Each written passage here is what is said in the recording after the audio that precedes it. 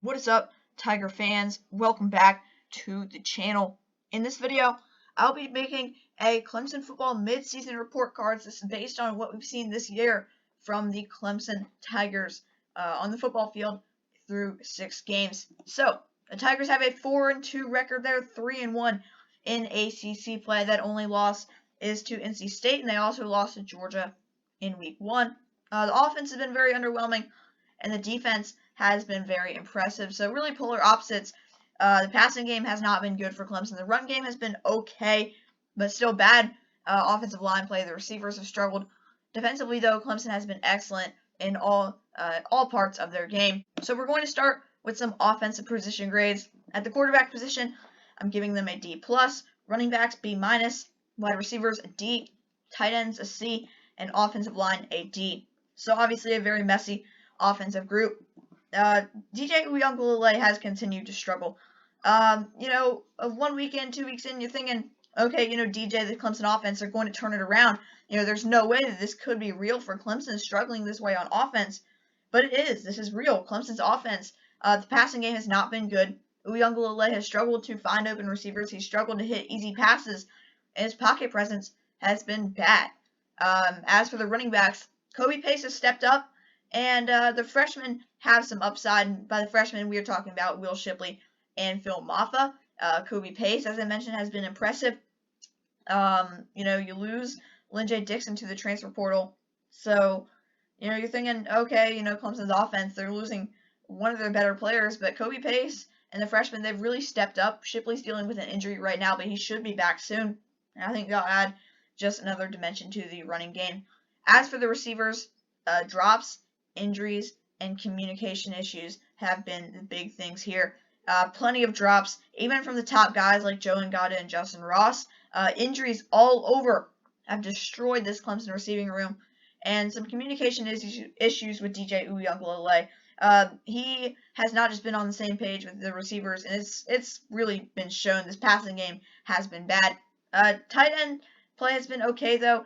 Davis Allen, he had, I believe it was 8 catches he had at Syracuse. He was able to get involved a lot. And I want to see more of Davis Allen. I think that he is a good player, and Clemson needs to find more ways to use him, especially with a struggling quarterback. A tight end can really help out a struggling quarterback. And the offensive line has still been bad. It's really a revolving door on the interior. With Hunter Brayburn and Mason Trotter and Matt Bockhurst at center, you're starting a true freshman left guard in Marcus Tate. And at right guard, you've got Putnam, and Bockhurst is playing some there too. And it's really just a mess on the inside. And Jordan McFadden's really been the only positive piece on this offensive line this year. Now, Marcus Tate getting experience as a true freshman is certainly nice. But at a school like Clemson, you don't really want to be starting true freshman offensive linemen. So overall, the offense has been a mess. But what about the defense? I'm giving the defensive ends an A. I'm giving the defensive tackles an A-. I'm giving the linebackers an A. I'm giving the cornerbacks an A. And I'm giving these safeties a B+. So as for defensive ends, Xavier Thomas and Miles Murphy, they've solidified themselves as the starters, and they've been making big play after big play. So obviously, Clemson has a lot of depth here. You've got Justin Maskell, KJ Henry behind them. Clemson's got a lot of depth at defensive end, but these two have really separated themselves from the pack. Injuries have really hurt the defensive tackles, but Trey Williams and Rook, I'm not going to try to pronounce his last name. I'm still trying to figure out how to pronounce that. They've really stepped up.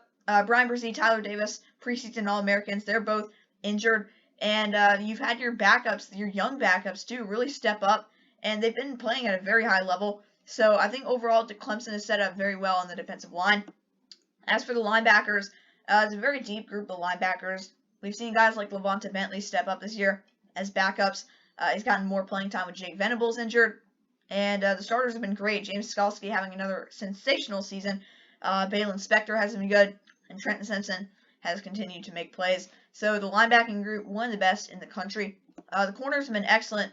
We knew that Andrew Booth was going to be great this year, but Mario Goodrich, I think, has really stepped up and made a bunch of big plays. He's obviously getting overshadowed by Booth, but I think that people are having to test him, and they're not having a lot of success against Goodrich.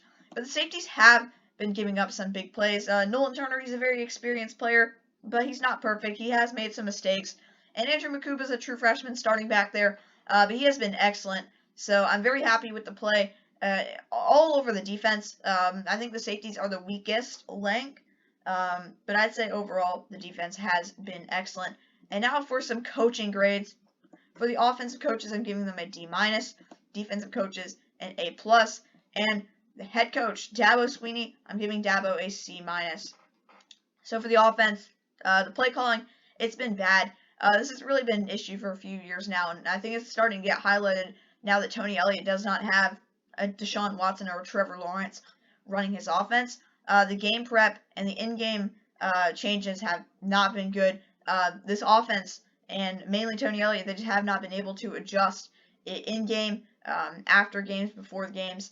It's really been a mess on the offensive side, and they just have not had guys like DJ Uiagalelei prepared. And this all has to circle back to quarterback coach Brandon Streeter when you're looking at Uiagalelei's struggles, because we saw what DJ was capable of last year, and there's obviously something going on that is preventing him from playing the way that he did last year. On the defense, I'm giving Brent Venables and the defensive coaches an A+. Venables has put up really a great unit all across the field, despite the offense and despite the injuries that they've had to deal with.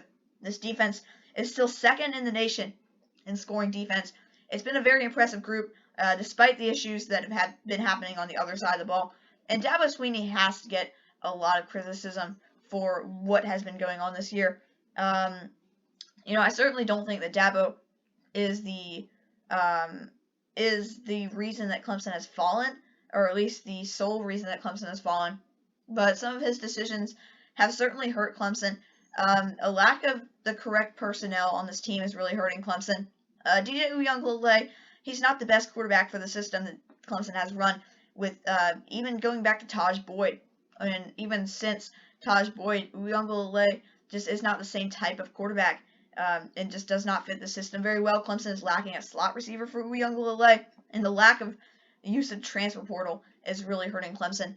Game planning offensively has been bad, and there's been some rumors that Dabo sort of overrides some of Tony Elliott's play calls, and so the play calling is sort of a mystery on the offensive side of the ball. Don't really know who's more at fault, but regardless, it's been bad. Whether it's Elliott, whether it's Dabo, the play calling has been bad offensively, and something is going to have to change if Clemson is going to have any chance to win the ACC this year, and that is the ultimate goal. And this is a program that has so high of expectations, so seeing them struggle like this is really a huge shakeup and a huge shock to the college football world.